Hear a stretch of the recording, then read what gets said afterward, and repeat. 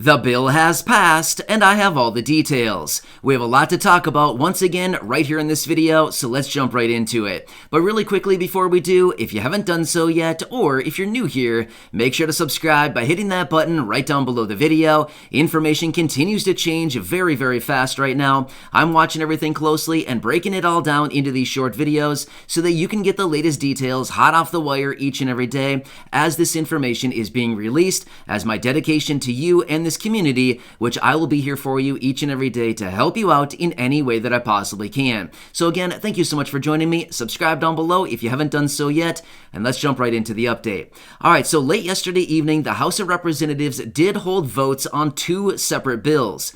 I want to talk about what these bills are and what they mean for us going forward. So late yesterday evening, the House started voting on the $1.5 trillion spending bill. This is the one that we've been talking about here for the last few days. They finally held a vote on it, and it came in and it passed. Now, this is a good thing because it cleared the House of Representatives, but now it goes on to the Senate, and we know sometimes the Senate can be a little bit of an issue trying to get bills through.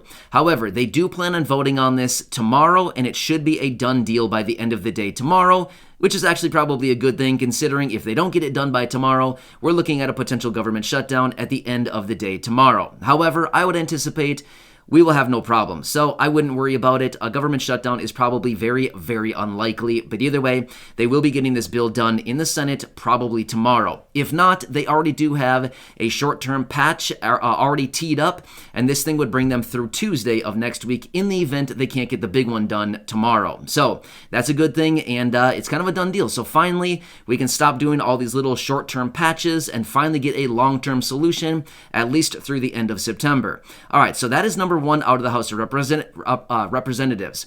Also, yesterday evening, at the same time, they held a vote on that announcement that came out of President Biden just a couple days ago to ban all energy coming in from Russia.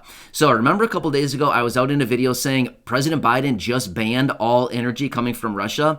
In other words, oil, liquefied natural gas, and coal. The president came out and said that. Now, the House of Representatives voted on this yesterday evening, and yes, again, it passed. So again, this is also one that goes over to the Senate, and it'll need that final passing through the Senate before these two bills move on to the president for the signatures. Now, again, these bills are not working in tandem. In other words, they're not working through Congress together, but rather it just so happens to be that they're voting on them kind of near the same time. So anyway, if this does actually pass through the Senate and it moves on to the president for that final signature, that means it's a done deal as far as energy coming in from Russia, as in oil, liquefied natural gas, and that coal coming in. If this passes through the Senate and goes on to the president for the signature, it's done. The energy will not be coming in anymore from Russia. Now, again, I don't want to take sides on this. I'm not going to take sides. I want to tell you what will happen. This is going to actually drive prices higher on pretty much everything. So again, we've already seen prices moving much, much higher on oil, energy, gas, all kinds of things here over the last few days. And this will basically just seal the deal that it's for sure happening. So I think all these prices have been moving higher as speculation that this will be passing, and essentially it probably will be. But there may be some people out there who are wondering, okay, is it really going to happen or not? So they might be waiting on the silence to jump in and actually bid these prices even higher. So if this is actually a done deal and it does pass through the Senate and actually does get that signature from the president, we may see another jump up in prices because it's kind of confirmed at that point, yep, it's a done deal. Energy is not coming in anymore from Russia.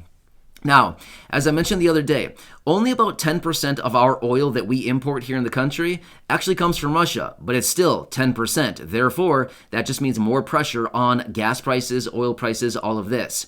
Now, as long as we're talking about gas prices, let's quickly give you the latest update here. So we've been seeing gas prices jump up significantly over the last couple days here. Every single day we've been hitting new records. Well, guess what? Today is no exception to that. We have gotten a new record for gas prices as far as the national average once again right away today. It came in at $4.31. Now, let me lay out the progression here over the last couple days to give you this information because I do think this is very interesting to look at. So just a few days ago, on Sunday, just this past Sunday, just a few days ago, the national average of 1 gallon of gas was $3.92. On Monday, it jumped up to a new record of $4.10. On Tuesday, it jumped up to another new record, $4.17.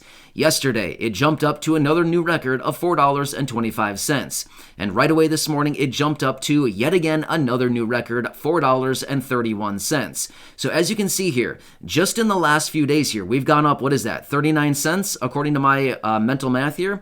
Just on Sunday alone until today, what is that, a few days, 4 or 5 days, 4 days?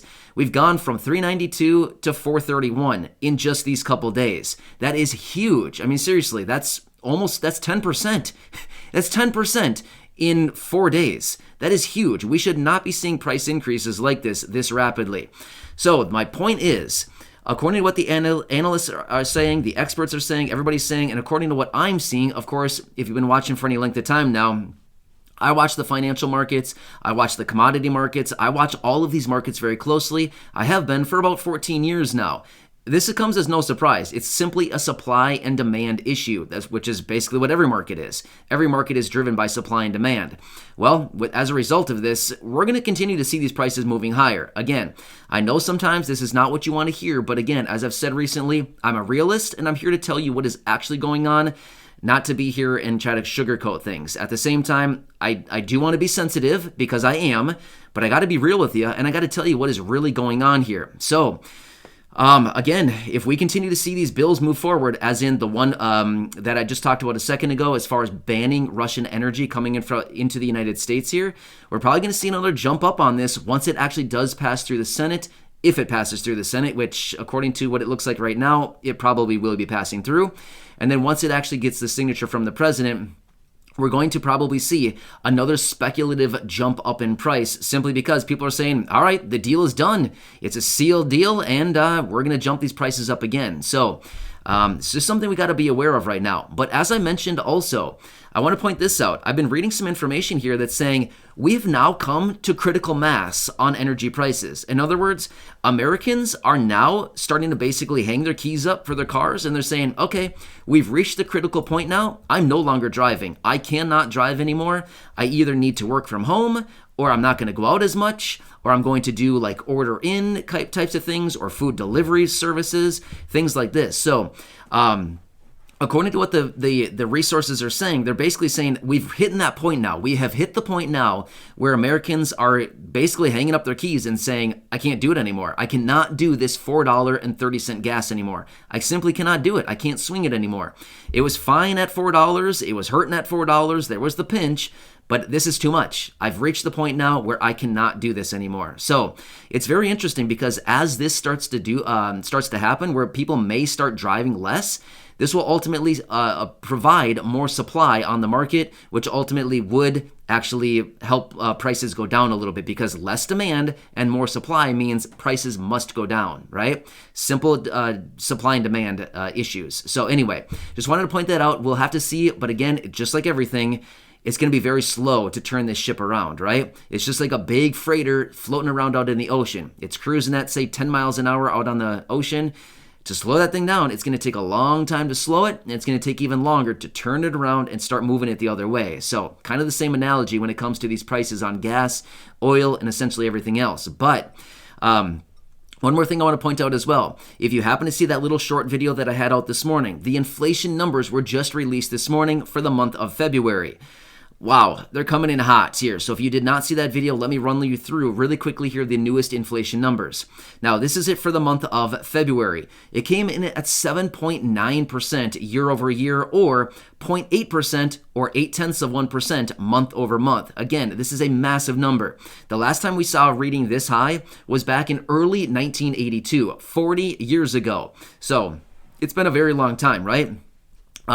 Many decades ago, 4 decades ago, was the last time that we saw prices this high and inflation this hot. So this is not a good situation. But just like I've been saying here for the last couple weeks now, everybody's saying, according to what's going on globally, right here in the United States, everything going on right now, we could easily be seeing 10% inflation sometime in mid-2022. So we're only 2.1% away from that as of right now. So at the rate it's going, it's only going to be about 4 to 5 more months until we're pushing 10% if we continue moving at this same rate higher every single month. So just want to let you know what's going on. So anyway, we got a lot going on here right now. I'm here to keep you updated with anything going on. Of course, I'm here to help you out in any way that I possibly can. So please enjoy your day. Subscribe down below if you haven't done so yet, so I can keep you updated with all of these moving parts as this information is being released every single day.